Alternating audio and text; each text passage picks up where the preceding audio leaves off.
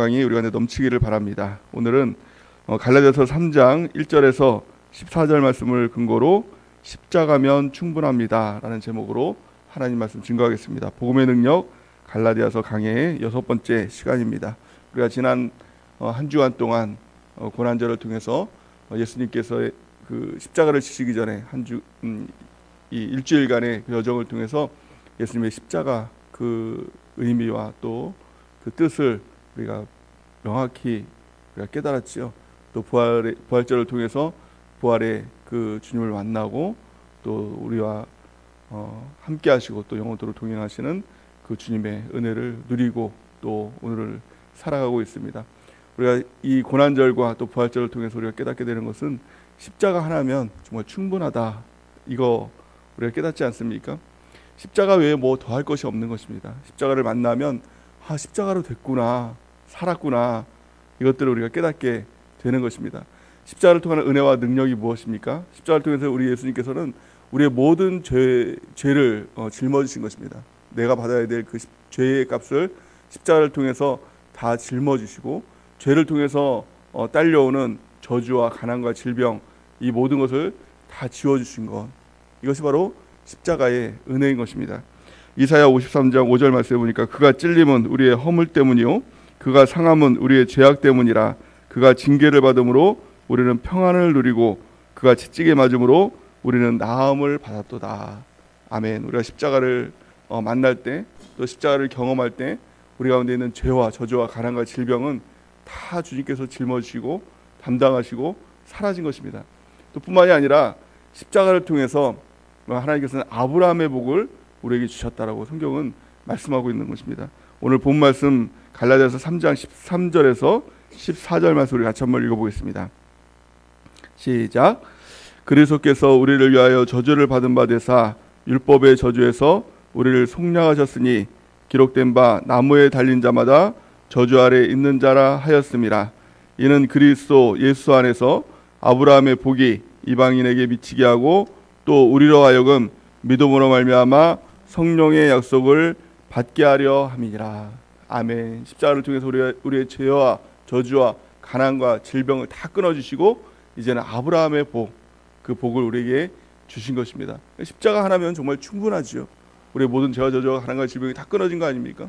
또 우리 주님께서 그 복으로 하늘에 있는 모든 보화로 그 복으로 채워주시고 또 천국길로 인도해 주시는 것, 우리 십자가 하나면 정말 충분한 것입니다. 십자가의 그 은혜와 능력, 구체적인 은혜와 능력이 무엇이죠? 우리 지난번에 살펴보았던 갈라디아서 2장 20절 말씀입니다. 우리 같이 한번 읽어보겠습니다. 갈라디아서 2장 20절 시작. 내가 그리스도와 함께 십자가에 못 박혔나니 그런즉 이제는 내가 사는 것이 아니요 오직 내 안에 그리스도께서 사시는 것이라. 이는 내가 육체 가운데 사는 것은 나를 사랑하사 나를 위하여 자기 자신을 버리신 하나님의 아들을 믿는 믿음 안에서 사는 것이라. 아멘. 예수님께서 십자가에 달려 죽으실 때 예수님만 죽으신 것이 아니라 나도 죽었다라는 거예요. 이게 정말 은혜이고 이게 바로 복음인 것입니다. 죄 짓는 나, 연약한 나, 죄를 질 수밖에 없는 나, 죄 아래 있던 죄에 종살이 했던 나, 이 내가 죽은 것입니다. 내가 죄의 종으로 있었는데 이제는 죄의 종이 아니라 예수님의 종으로, 예수님께서 주인이 되신 것입니다. 예수님께서 내 안에 사시는 것입니다. 이게 복음이죠. 이게 복음이고 십자가의 능력이고 이게 부활의 능력인 줄 믿습니다. 예수님께서 내 안에 사시니까 이제 예수님처럼 사는 거 아닙니까 우리가? 그러니까 당연히 이 땅에서는 승리지요. 이 땅에서는 그 어떤 것이 도전할지라도 예수님보다 더 예수님을 이길 그 어떤 도전이 있겠습니까? 우리가 그 믿음으로 사는 것입니다. 믿음이 뭡니까? 나는 죽었습니다. 이걸 믿는 것입니다. 십자가를 통해서 나를 믿었습니다. 이게 십자가에 대한 믿음 아닙니까? 또 내 안에 이제는 내가 사는 것이 아니라 예수님이 사십니다. 이게 부활의 믿음 아닙니까? 십자가 부활을 믿는다는 것은 뭐예요? 나는 죽었습니다. 이걸 믿고 내 안에 이제 예수님께서 사십니다. 부활하신 예수님이 나와 함께 사십니다. 이 믿음으로 사는 것입니다. 이 믿음으로 살 때 이 땅에서 우리가 강력한 신앙인으로 우리가 살아가게 될 줄을 믿습니다. 이 믿음이 있는가? 우리 성경은 이것을 점검해야 된다는 것입니다. 이 믿음이 없으면 나는 버리운 자다라고 성경은 말씀하고 있죠. 고린도후서 13장 5절 말씀에 보니까 이렇게 말씀하고 있습니다. 너희는 믿음 안에 있는가 너희 자신을 시험하고 너희 자신을 확증하라. 예수 그리스도께서 너희 안에 계신 줄을 너희가 스스로 알지 못하느냐. 그렇지 않으면 너희는 버림받은 자니라. 아멘. 우리 주님께서 내 안에 계신가?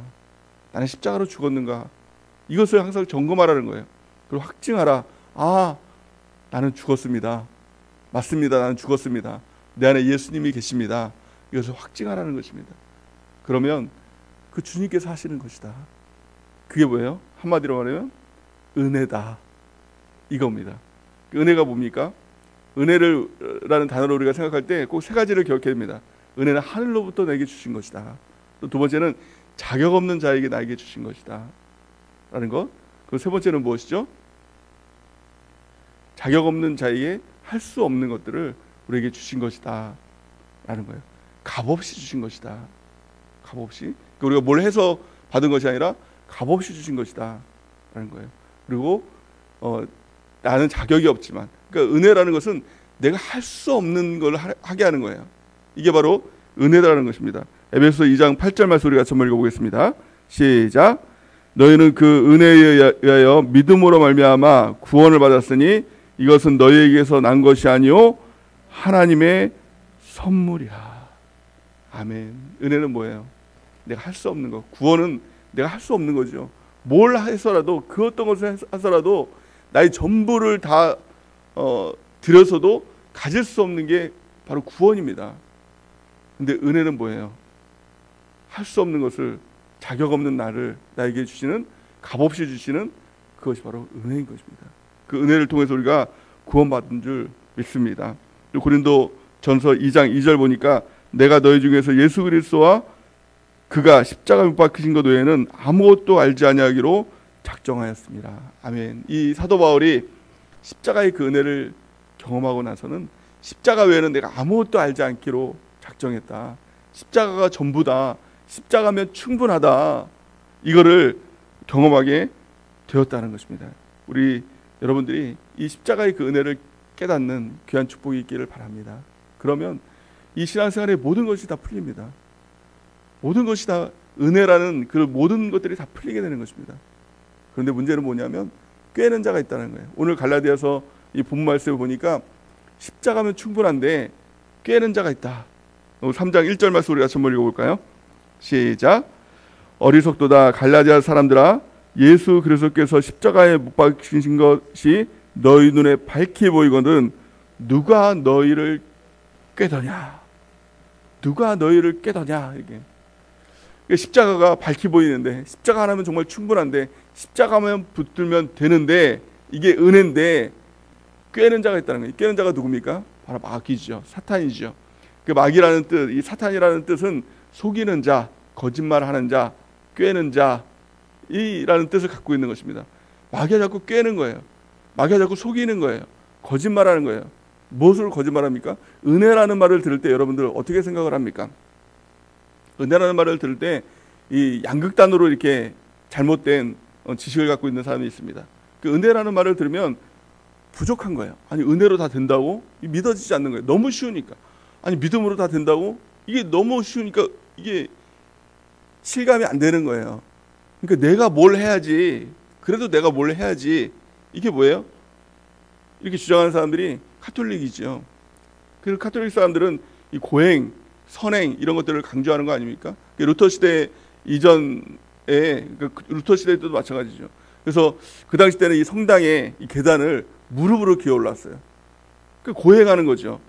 그리고 또 뭐 선행하고, 그리고 뭐 면죄부 같은 걸 통해서 내가 그 돈을 좀 내야, 면죄부를 사야 죄가 좀 없어지는 거지. 그러니까 내가 해야, 내가 돈을 내야, 또 내가 고행을 해야, 내가 선행을 해야, 그래야 뭐 죄도 없어지고 좀 하는 거 아니야? 그래야 내 마음이 좀 시원한 거예요. 내 마음이 좀 편안한 거예요. 그냥 값없이 줬다, 값없이 받았다, 이렇게 하니까 이게 너무 실감이 안 되는 거죠. 근데 이 자체가 잘못된 것이라는 거예요. 자, 그러면 은혜는 값없이 하나님께서 내게 주신 것이다 라는 거예요. 그러니까 하나님이 하시는 것이다 라는 거예요. 또 은혜의 또 양극단이 뭐냐?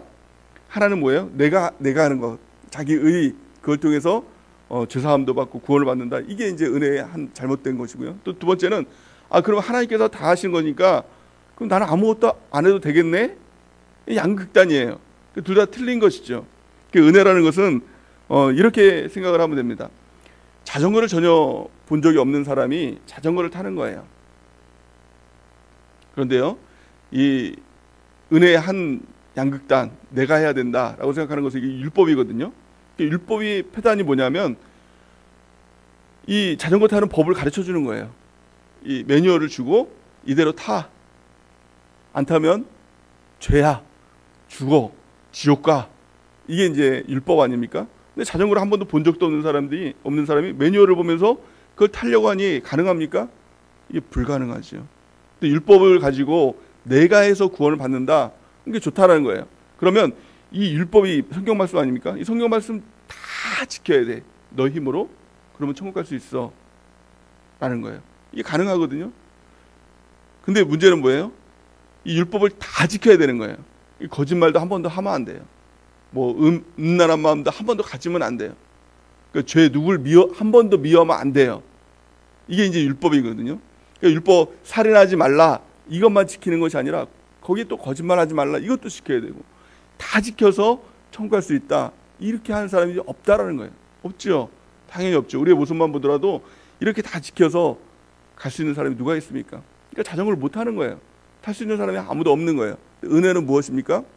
하나님이 그럼 내가 자전거 타줄게. 하나님이 타고 나는 아무것도 안 하는 것. 이게 은혜가 아니라 하나님이 우리로 그것을 할 수 있게 도와주는 거예요. 그러니까 결국에는 누가 타는 겁니까?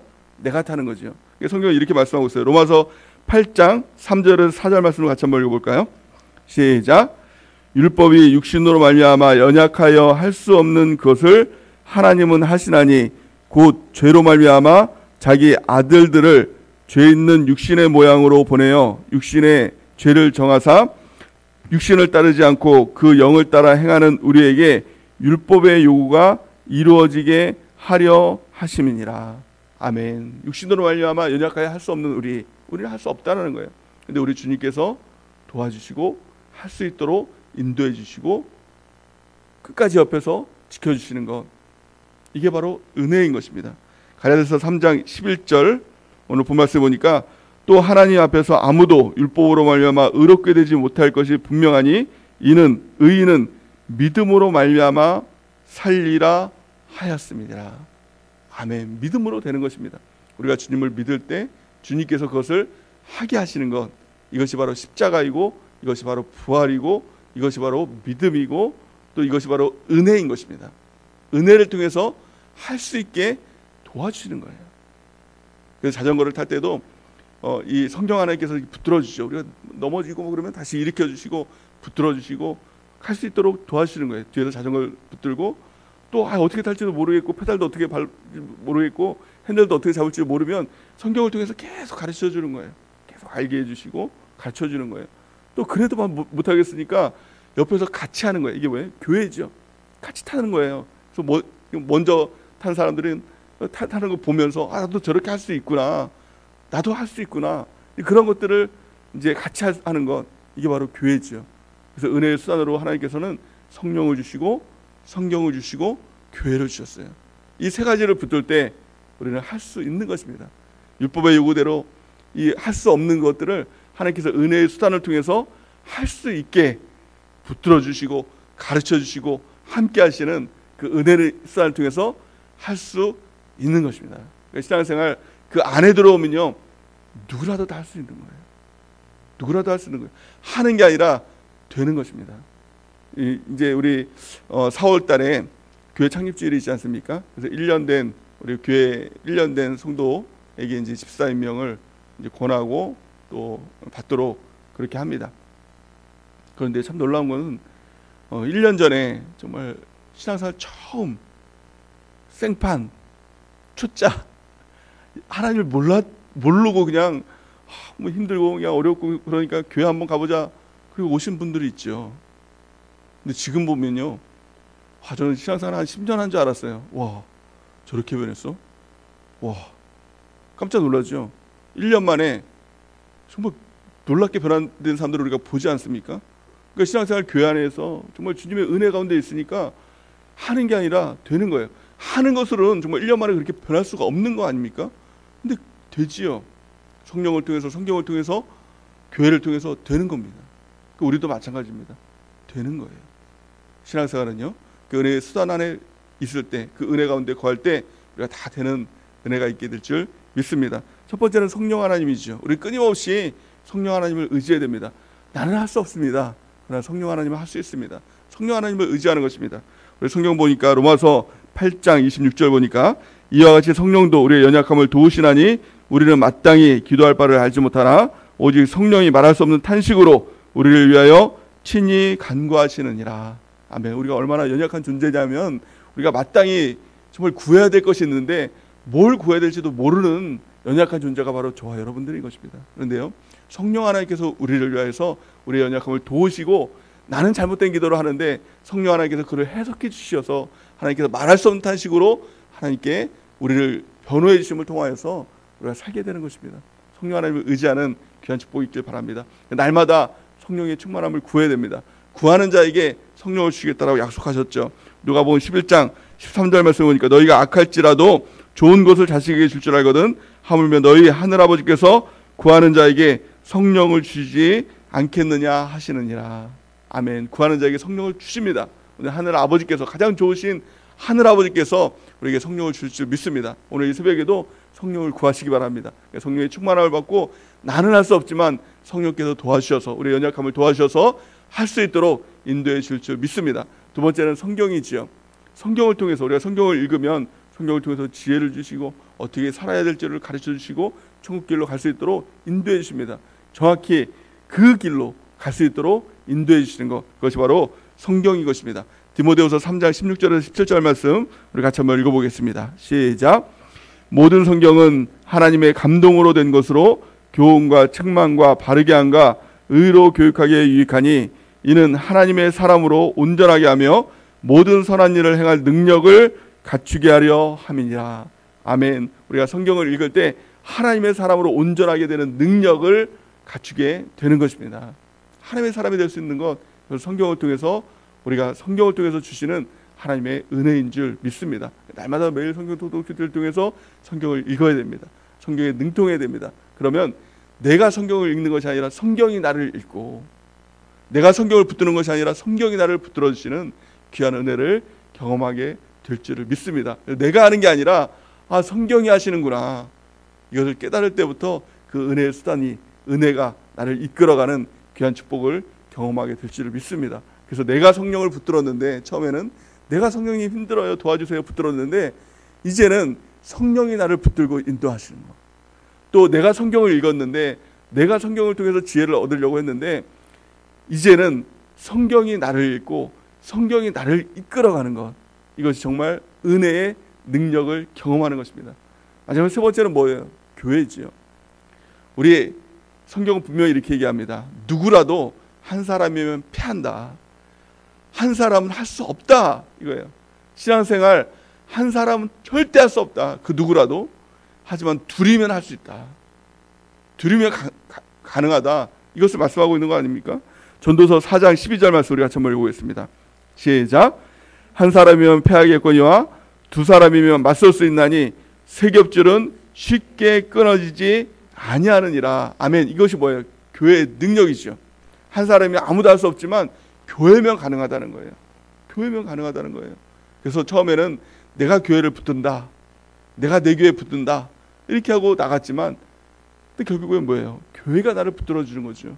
교회가 나를 지켜주는 거죠. 이것이 바로 은혜의 수단을 붙들 때 은혜가 나를 이끌고, 은혜가 나를 보호하고, 은혜가 나를 인도한다 라는 것들을 경험하게 되는 것입니다. 그럴 때 신앙생활은요, 하는 게 아니라 되는 거예요. 성령을 통해서 되는 겁니다. 성경을 통해서 되는 겁니다. 교회를 통해서 되는 겁니다. 우리가 이것들을 다 경험했잖아요. 근데요, 마귀는요 자꾸 꾀요. 네가 해야지, 네가 해야지. 또 마귀는 자꾸 깹니다. 은혜가 있으니까 넌 아무것도 안 해도 돼, 하나님이 다 하시는 거야. 게을르게 만들지요. 또 교만하게 만들죠. 이게 바로 마귀가 하는 일이에요. 이 마귀를 다 물리치고 그러니까 은혜를 제대로 알아서 은혜의 수단을 붙들고 십자가의 은혜 붙들고 또 부활의 은혜를 붙들고 그 능력과 은혜로 살아가는 귀한 축복이 있길 바랍니다. 우리가 무엇보다도 깨달아야 될 것은 뭐예요? 십자가 하나면 충분하다. 십자가는요, 고난절에만 묵상하는 십자가는 그것은 아무것도 아니죠.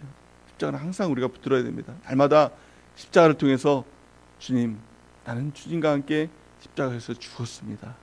이제는 내 안에 예수님께서 부활하신 예수님이 사십니다. 이것을 믿는 겁니다. 그리고 또 확증하는 겁니다. 우리가 주님이 내 안에 계신 것이 이게 없으면 버리는 자다라고 말씀하고 있는 거 아닙니까? 늘 그 주님과 동행할 때 주님께서 하시는 그 은혜의 귀한 축복을 우리가 다 경험하게 될 줄을 믿습니다. 그리고 날마다 우리 하나님께서 주시는 은혜의 수단, 성령과 성경과 교회를 붙들고 늘 승리하는 죄 백성되는 은혜가 넘치기를 예수님의 이름으로 간절히 축원해 드립니다.